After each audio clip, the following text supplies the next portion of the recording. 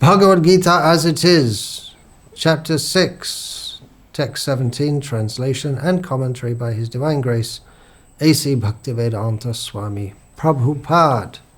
Yuktahara viharasya, yukta cheshtasya karmasu, yukta swapnavabodhasya, yogo bhavati dukhaha. He who is regulated in his habits of eating, sleeping, recreation and work can mitigate all material pains by practicing the yoga system. Purport. Extravagance in the matter of eating, sleeping, defending and mating, which are demands of the body, can block advancement in the practice of yoga. As far as eating is concerned, it can be regulated only when one is practiced to take and accept prasadam, sanctified food. Lord Krishna is offered, according to the Bhagavad Gita, vegetables, flowers, fruits, grains, milk, etc. In this way, a person in Krishna consciousness becomes automatically trained not to accept food not meant for human consumption or not in the category of goodness.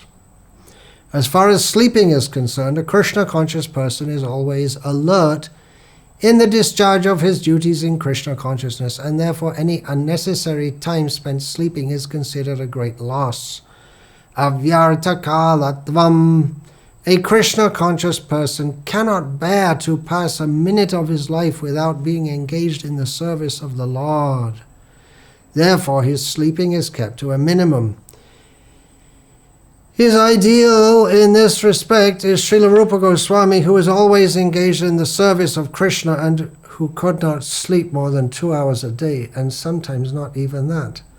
Thakur Haridas would not even accept prasadam, nor even sleep for a moment, without finishing his daily routine of chanting with his beads 300,000 names.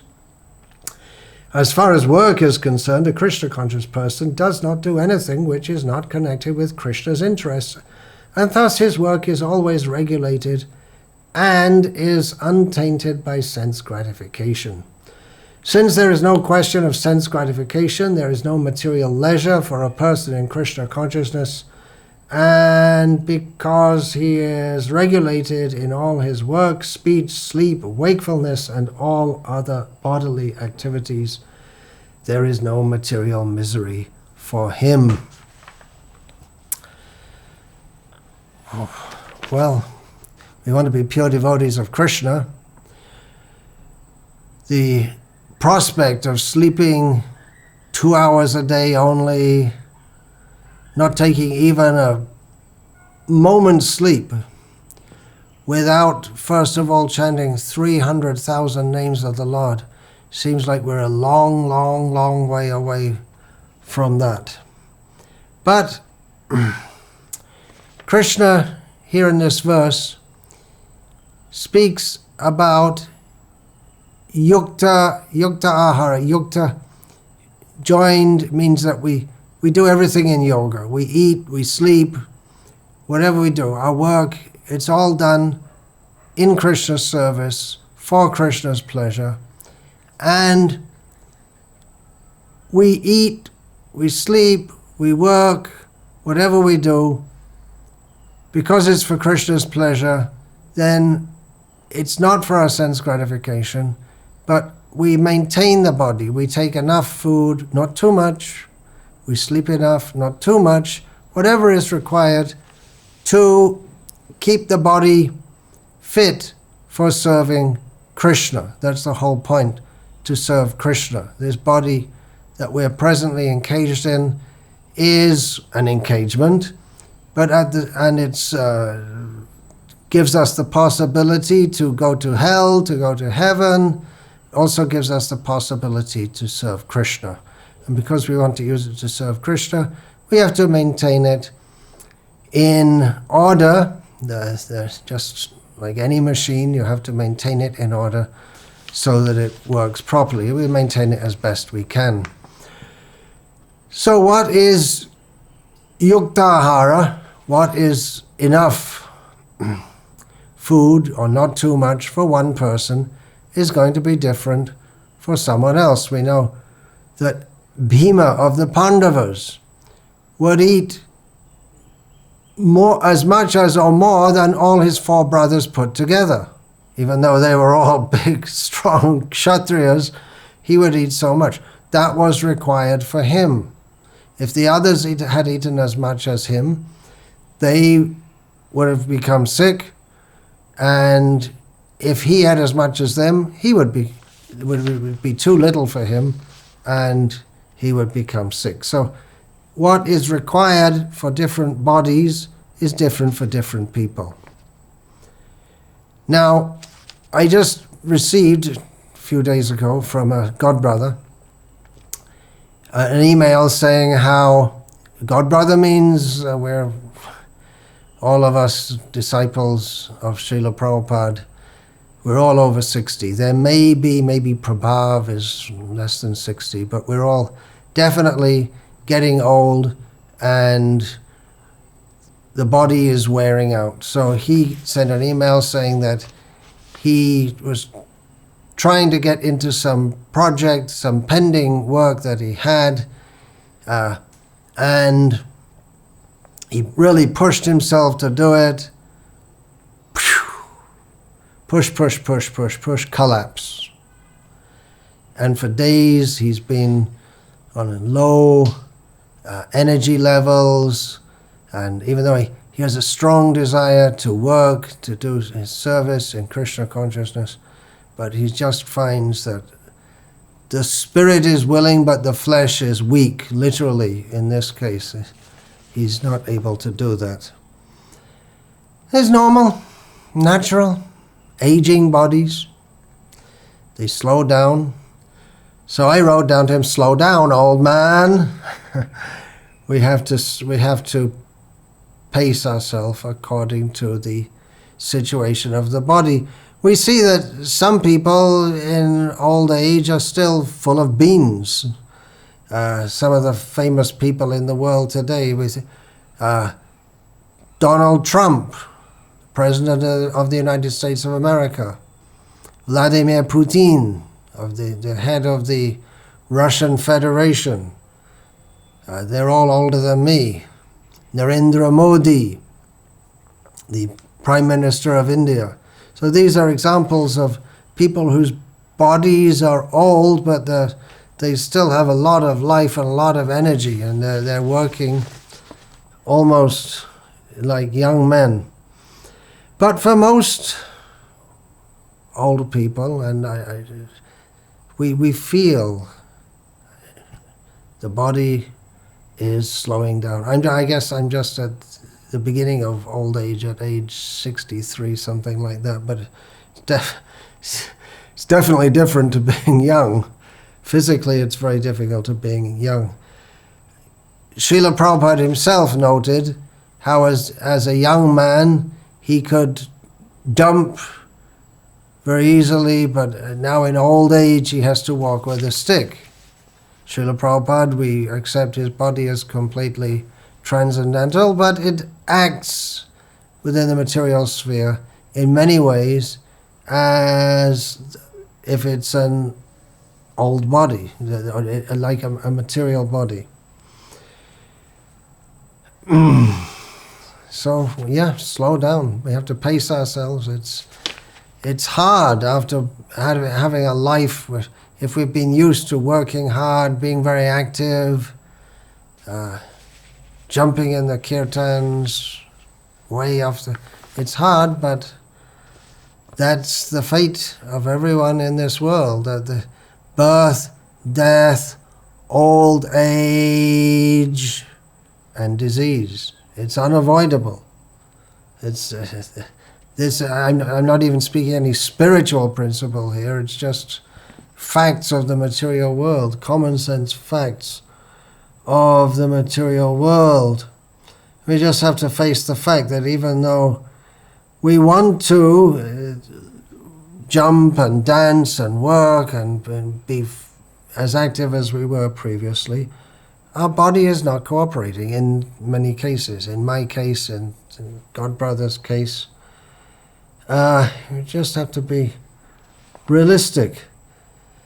This is practical. And then you may say, well, then was Srila Prabhupada impractical? Because he seemed to have superhuman strength and energy, even after suffering 2 heart attacks on his journey to America, and then after some time in New York, he suffered a severe stroke. He went to India to convalesce. It took him some months. Hari Shari Prabhu, who was his personal servant for about 2.5 years, maybe 3 years, he said that all the time he was with Srila Prabhupada suffered from various ailments. He was a diabetic patient, although he still ate sweets. He had tinnitus, which is a disease where there's a sound, or in always, continuously, some sound going on, as if someone is ringing a bell in one's ear all the time. And he had various tooth problems. Sometimes he had severe malaria. But you wouldn't think so most of the time, because he worked so hard. He hardly slept. He walked so fast on his morning walks, which were prescribed for him by a doctor, that you need exercise. So he would go on a morning walk almost every morning. He would walk so fast. It was many devotees they were young men at the time, so it was very difficult. They would say it's very difficult to keep up with Srila Prabhupada because he walked so fast. I remember that he was short, physically stature short, which means he didn't have long strides, but still it was amazing. It just seemed superhuman, and of course Srila Prabhupada was superhuman in so many ways. Shivaram Maharaj, in one of his Vyasa Puja offerings, he always writes really exceptional Vyasa Puja offerings. In one of them, he mentioned that there was a major campaign to keep Bhaktivedanta Manor open. This was some 20 years ago or so, something like this. And the devotees had hired a top lawyer who was 70 years old or so to plead their case in the court.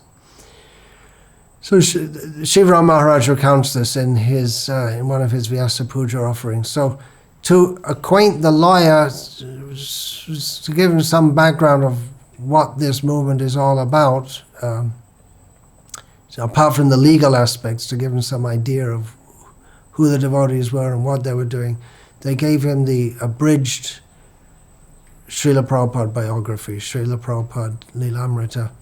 So he read it, and his response when he met the devotees said, "You don't know what he went through to found this movement and spread it all over the world." And the devotees started, "Hey, who is this guy to tell us? He's not a devotee. How can he tell us that we don't know what Prabhupada went through?" And he said, the lawyer said, "You can't understand because you're not 70 years old. You don't know what it's like to be old. You don't know what it's like to have a body that," well, I'm extrapolating now. So we didn't know at the time what it's like to be 70 years old. But in that time, when everyone is retiring and so much energy that we hardly have any energy, but so much of whatever energy we have goes into preserving whatever energy we have. We have to put so much attention we have to pay to the body. In youth, if you get a little injury, you don't bother and it just seems to heal itself. But in old age, it just takes a long time to mend and you don't have that much energy. So this lawyer, he made that astute observation. So Prabhupada,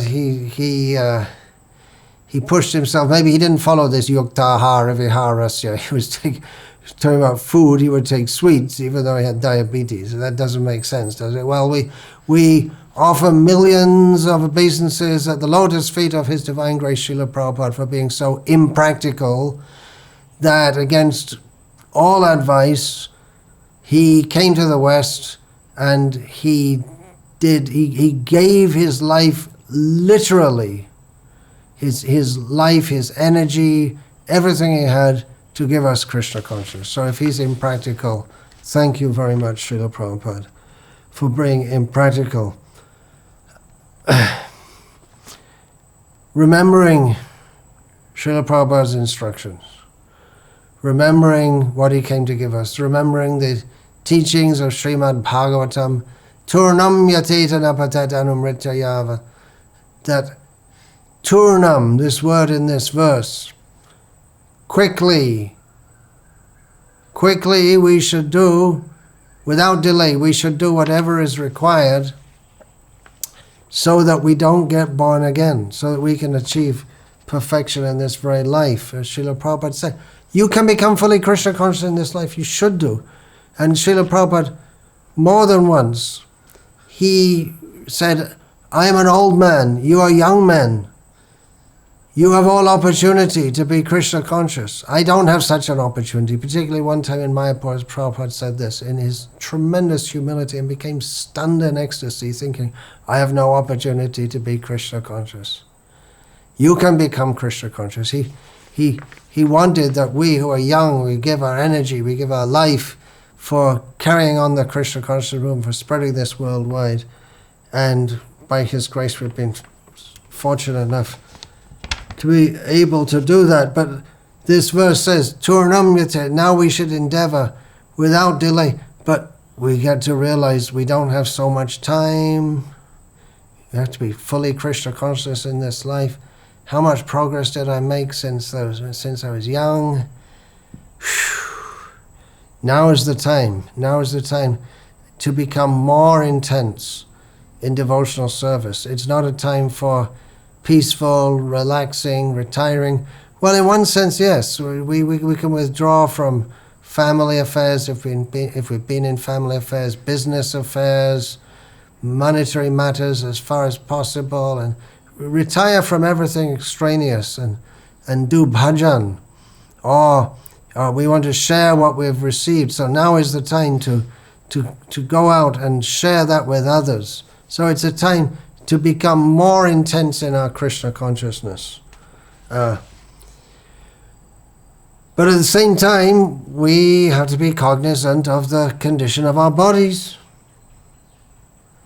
It's, again, we want to do so much. We have to be cognizant that of our bodies, we have to pace them also. We have to do as we want to do so many things in Krishna's service, do what we can do and realize that we can't do it all, and we can train others as much as we can, prepare for passing on, prepare ourselves for the moment of death and prepare others to carry on our service, whatever services we've taken up in Srila Prabhupada's service. We can prepare others to perpetuate that. At this age, we should know death can come very suddenly. Yes, of course, death can come very suddenly at any age, but especially it's expected. In one sense, we don't become so surprised or shocked if an old person passes away. We do if a young person suddenly passes away. But an old person, it's expected practically. It's just, you think, well, how much longer time do you have? Now it's a short time, 1 year, 2 years, 3 years, 4 years, 5 years, 6 years, maybe 10 years. Can I expect to be alive after 10 years? Maybe. When I was 20, I'd think, yeah, most probably. Now, maybe. So we don't know. But we do know we have to pass on, so we have to be prepared for that as far as possible. Prepared means become more intense in our Krishna consciousness, become very intense in our sadhana, our praying to Krishna. And for young people, we should know, well, old age is coming soon. When people are young, it's the power of Maya that we never think that old age is. It seems like a long way off, but it comes sooner than we can imagine, or we may not even reach to old age. A young man doesn't mean that it's impossible that he will not die very soon. So if you're young, work hard for Krishna while you can. Do what you jump in the kirtans while you can. Give your energy, give your enthusiasm, give your youth while you can. Be careful of your health also. Again, pushing. That's good, we should do. But at the same time, we should remember this advice of Krishna in Bhagavad Gita. Yukta hara viharasya, yukta cheshtasya karmasu, yukta swapnava bodhasya, yoga bhavati dukkha. It's a common sense advice from Krishna. Krishna is the supreme sensible, no doubt. So keep an eye on our health also. We don't want to unnecessarily wreck the body in youth, so we have to struggle with it later in life. Remember, life is meant for serving Krishna. Don't think, I'll enjoy myself now, and I don't have to practice Krishna consciousness very seriously now. Later when I'm old, don't think like that. Serve Krishna with all energy now. Serve elders. That's a very important part of Vedic culture. Learn from them.